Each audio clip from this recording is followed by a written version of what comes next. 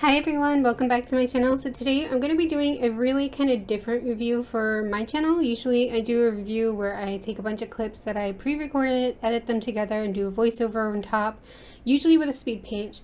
This time we're going to try something different. I'm just going to be showing you the paints and showing you the result and talking about how I've been feeling about these paints for the last couple months.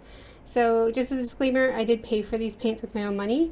And I'm just doing this review to help out anybody who's also looking for, some advice on what paints they should buy.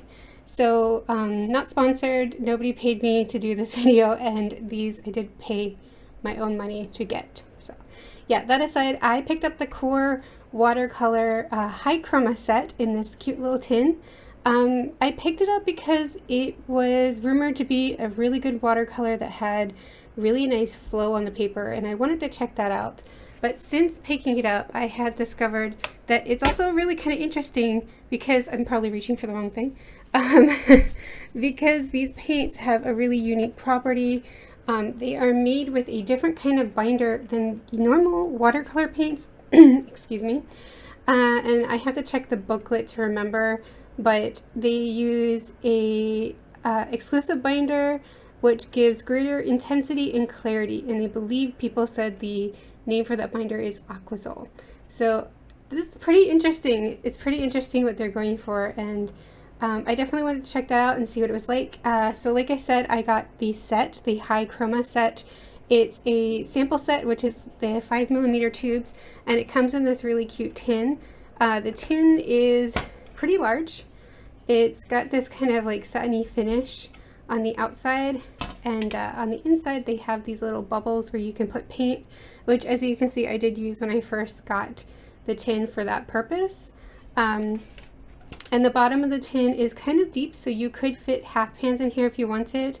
I think they intended you to use this as your main tin with these watercolors, but as you can see, I don't really find it useful for that. Like, I'm not going to really, use these watercolors in this tin all the time, so I find it more useful for storing other tubes that I have. Like, it fits the 15 milliliters of Daniel Smith that I have.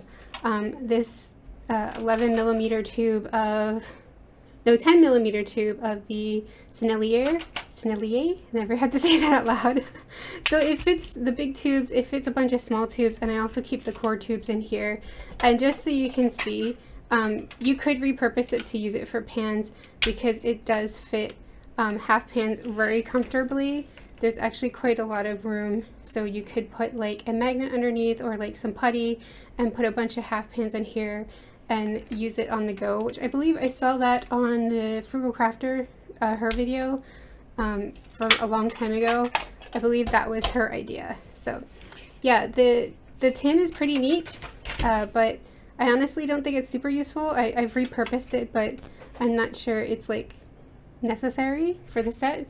But it's a really nice added value, and this set is actually really inexpensive. I was really surprised when I went to look it up because I heard it was really nice paint. I wanted to see what was the cost and such, and I found out that it was only $21 at the time that I bought it for this set of 6 5mm tubes of professional watercolor paint.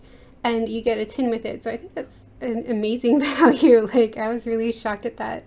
So I picked up the High Chroma, and again, I'm not sponsored, I'm just sharing my own opinions.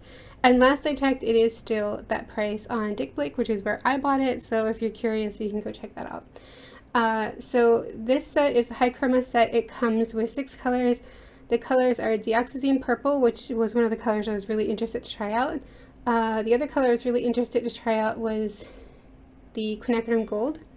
They also have Green Gold, Transparent Pyro Orange, Cobalt Teal, and Quinacridone Magenta. So for me, the Cobalt Teal and the Quinacridone Magenta are repeat colors because I have those colors in Daniel Smith. But it was also kind of interesting to see them side by side. I don't have an example here, but I actually preferred the Daniel Smith a little bit better side by side, but they looked like identical. So it wasn't a huge difference. It was just preference, really. But yeah, so those are the tubes. I'll put those away. I think I pretty much showed all the packaging. Sorry, I'm just trying to remember what to do next because This isn't a scripted video. I'm just kind of talking to you off the top of my head, so sometimes I'm like, wait, what do I say next? Let me put that away. So I've done quite a few drawings with these colors. I've been using them for quite a few months, and if you remember my sketchbook tour, which I did recently, I did a lot of coloring in my sketchbook with these paints as well. You'll remember these pages from the sketchbook tour. All of this was done with the Qor Watercolors, and I gave them quite a few months to really get a feel for them. But my first impressions when I first swatched out the sets was I wasn't impressed, to be honest. Like, I'll show you the original swatches I did. I did some swatches fresh from the tube, and then I got curious, so I did another page fresh from the dried pans from about a week later. And my first impression was I didn't love the color selection that was in this set after all, and I didn't love how vibrant they are, which maybe the high chroma title gave me a clue, but I actually don't fully know what that means.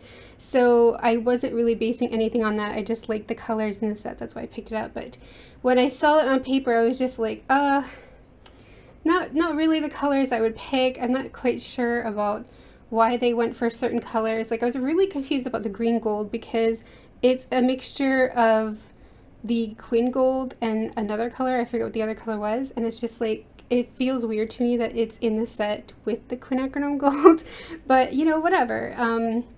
But it wasn't until I started playing around with these paints in my sketchbook that I started to actually really kind of love them. So I went from not really loving this set to kind of really enjoying it, because I like the watered down version of the colors so much better than the vibrant version of the colors. So that was my first impressions. Another thing I wanted to check out when I first got into them was the way that they flow on the paper, because that's what I had heard about them, and that's what made me want to check these paints out.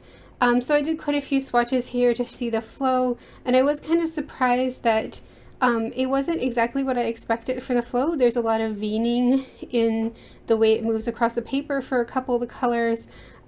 So I don't think it was exactly what I had thought it would be, but it was nice. And the other worry I had, because I'd seen some reviews where it just jumps across the paper so quickly, I thought that that might be really difficult to use when I'm actually painting, but I didn't find that to be a problem at all. When I was actually painting with them, they kind of behaved as normal watercolors do when it comes to moving on the paper, really. So maybe it's just that I don't do as much of a wet on wet technique as other people do. Like, I do it a little bit differently. I don't know, I've never really paid too much attention. I just kind of paint and I go into my own little world. So that one wasn't really an issue for me. So the next thing I noticed when I was painting with these paints is definitely the color range felt like an issue. So I did do a test. This is a kind of chart that you can do to see what kind of colors you can get with mixing.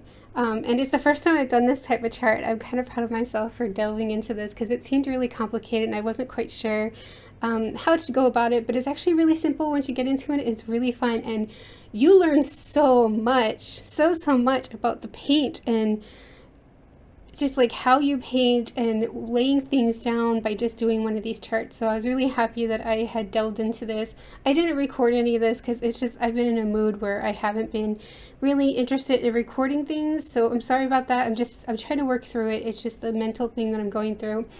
But just to show you how to read this chart, these are all of the original colors here. And I'm sorry, I never really went over what the colors look like. I just said what they look like. So this is the cobalt teal, the dioxazine purple, the quin magenta, quinacridone magenta, transparent pyro orange, the quinacridone gold, and the green gold. And you can see those colors here again. The quinacridone magenta, the transparent pyro orange. This is like full strength.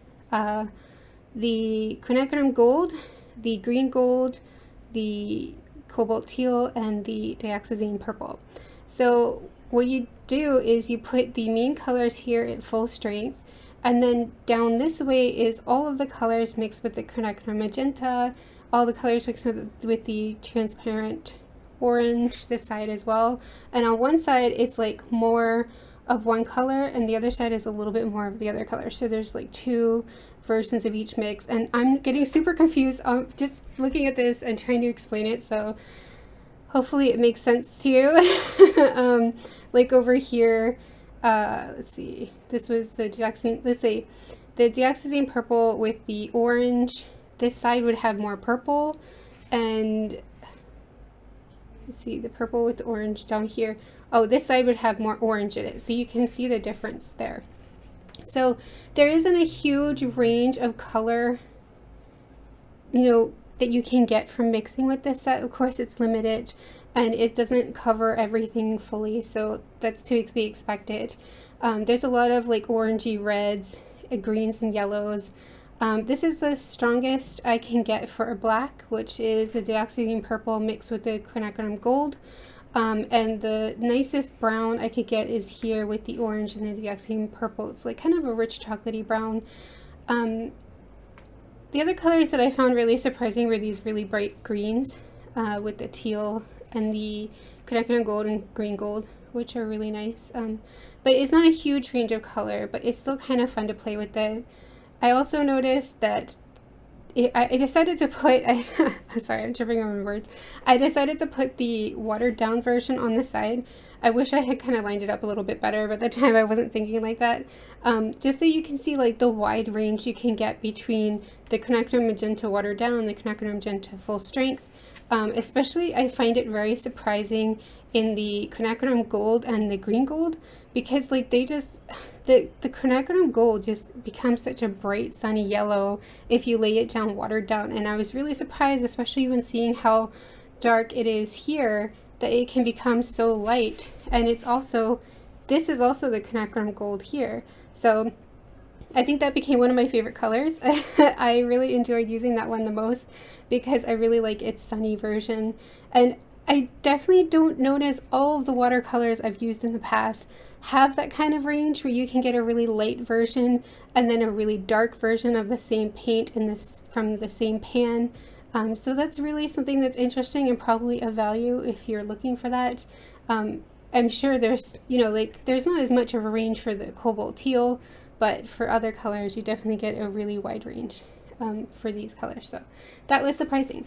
But there is one thing I want to talk about that was a negative that I discovered from months and months of painting, which is, you can kind of see it here, there's a little bit of a dullness on some of these colors, and there's an inconsistency with these colors, and that was the biggest issue I had working with it for the last couple months, was this inconsistency of pigment load that I was getting sometimes, and I couldn't quite understand why I was getting it, and the dullness that would occasionally show up. It doesn't always show up, but they do show up. So it wasn't until after I did this chart that I started to understand. From what I can see, I believe the way that I can avoid making that happen is, usually when I paint, I will put the paint off to the side here and mix it up and leave it there, and then I'll come back and reactivate it with water if I need to use it again. That's like the way I normally watercolor. I watercolor that way with all the other brands that I've ever used, and I found with this particular paint, when I try to pick up this dried paint that had already been watered down a little bit with water, it will come up much lighter than even the same mixture when it was wet. And it'll create like this dull light version, which you can also see a bit here, where you can see this one is much duller than this color, and this is the same exact color. So the only thing I could do to avoid that when I was doing this color chart was to take the paint directly from the pans, mix it up with whatever color I was mixing, or leave it just by itself if I just want a swatch by itself, and apply it to the paper directly before letting it dry, which is a little bit of a hassle because it makes this stuff a bit useless unless you just want a really pastel version. And I found it really difficult. I found it really kind of difficult to use. Another thing that I found really difficult to use with this paint is some of the colors re-wet a little too easily, especially the deoxazine purple. Let me see if I can show you. When I re-wet the deoxazine purple, it feels like it just comes up way too easily, and I always get way too much than I want. And I just find that so frustrating, to be honest. So this is a completely dry pan, a water brush that's damp, and I'll just do like one swipe. And I already got quite a lot of paint, but now that it's a little wet, look how much paint I got from one swipe. Like, it's kind of ridiculous. It's a little annoying, but I mean, like, that's just personal preference for me. Other people might not find that annoying at all. So yeah, between that and the issue with the dullness slash picking up not enough pigment when it dries, I find it a little bit frustrating to paint with this set. I also noticed that when I lay color down on the paper, it's really hard to pick up this particular paint. Here's some example of drawings that I've done. Let me move the wet paint to one side. With these paints, for example, with this one, I like to do this thing when I do backgrounds where I just put a solid color in the background and then I take a tissue and I lift up a little bit of the paint for a little texture. The background in this one is the cobalt teal, which I've used for backgrounds before. I really like it. It's a really bright blue, so it's kind of like a sky. And I found that I really struggled to get it to come back up with the tissue. I had to kind of wet a little bit and then lift, wet a little bit and then lift for this to work. So that was a little annoying. I also had that issue with the background for these two as well. I feel like it's even worse for the deoxazine purple, so I just had to keep adding a lot of water, and I couldn't really get much lift. I kind of just had to get the rough texture by adding more water. This one is a mixture of the deoxazine purple and the quinacridone gold in the background here. So for the variation of colors you can definitely get like a really nice, like it works for a nice peachy skin tone. I believe I mostly mixed either the quinacridone gold and the magenta or the green, gold, and magenta to get a pale skin tone. I can't remember which one, to be honest, because it doesn't really reflect on the mixing chart, because this is all like more vibrant color mixing chart. I think I'd have to do one again with just like the diluted ones to remember which version I'd done. But it does do a pretty decent job, and I have found with the transparent pyro orange and the deoxazine purple you get a pretty rich brown, so that's what I did for this skin tone, and I think it looked really nice. This one is actually just 2 layers for this skin tone. I did 1 layer with the quinacridone magenta by just doing some blushing and adding a little bit of red here or there, really watered down, and then once that dried I went over with 1 layer of the transparent pyro orange and the deoxazine purple mixed together, and it went down really nicely. I actually feel like I should have put a 2nd layer of the brown on this color, or on her skin, because I think it would have looked even nicer with another layer.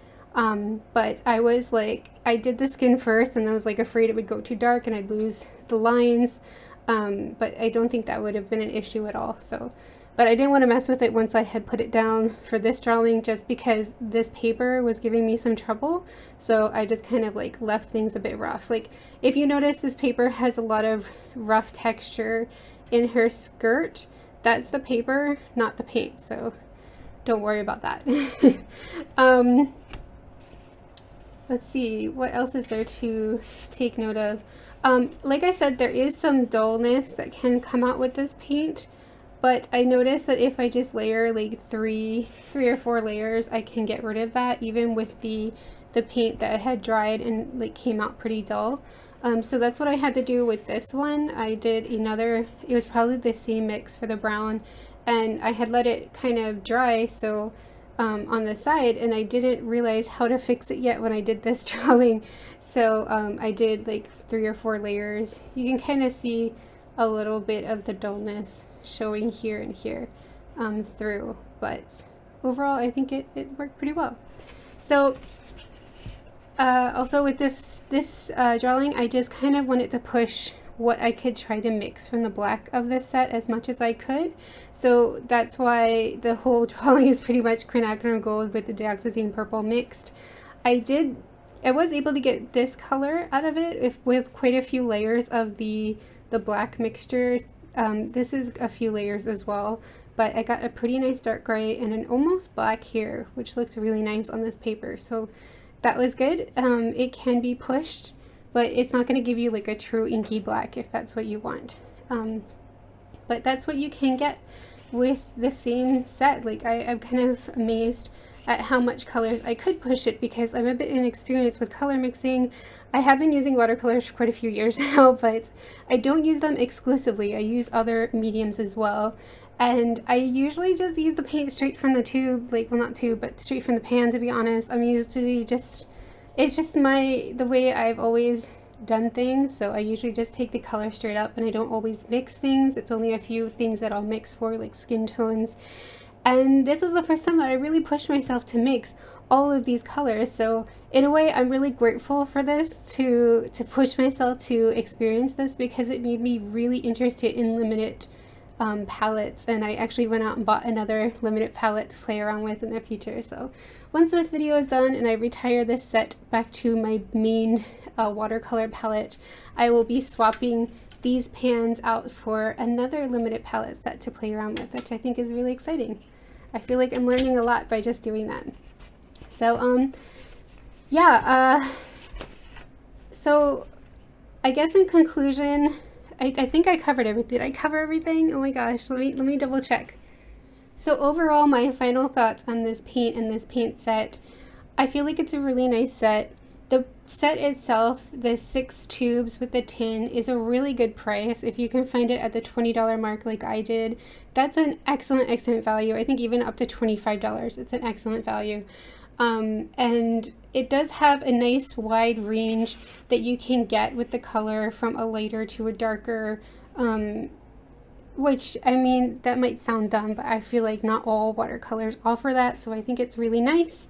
I do think that what they said is accurate, their claims about their watercolors.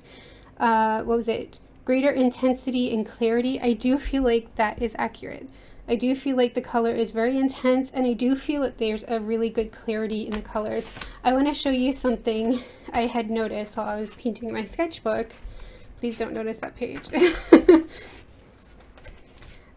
This page is the first time that I noticed that there is a really nice clarity to this color that I just really kind of enjoy, especially this quinacridone gold. I've totally fallen in love with this color.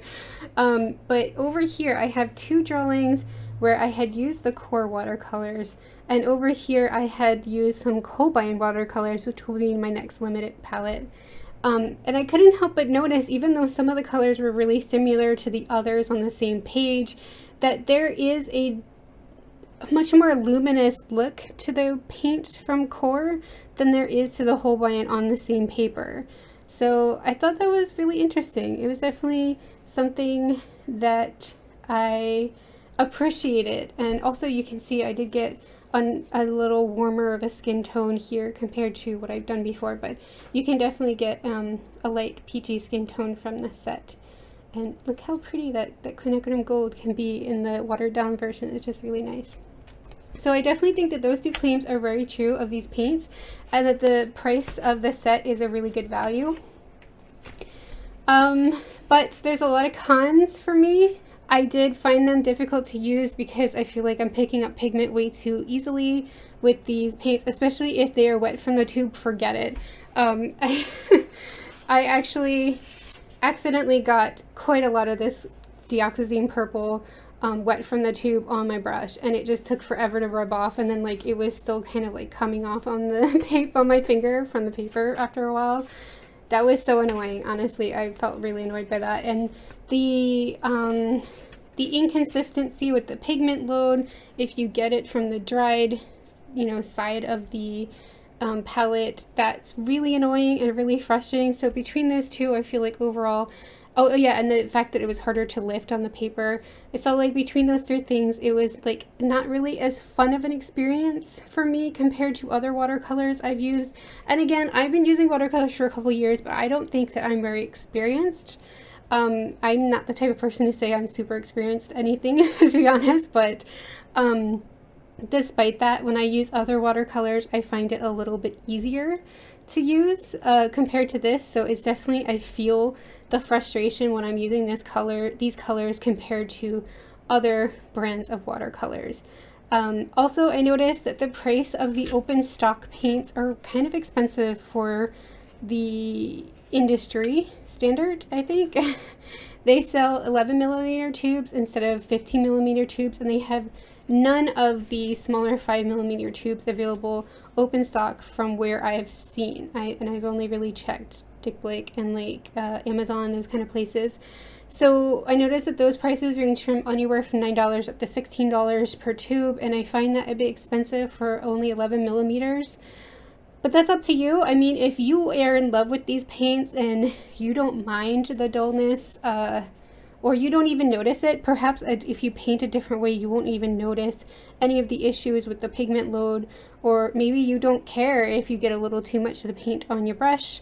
For the clarity of the color and the vibrancy, you might find this to be the best paper or paint ever, and you might totally be fine with those prices. So that's just something to take note of. But that's about it. That's all I could think of, actually. Sorry, I took a pause to trying to figure everything out, if I've said everything. But I did, even though I find the process of painting with these particular paints to be a bit frustrating, so I don't really love them, and I won't really go out and buy more myself.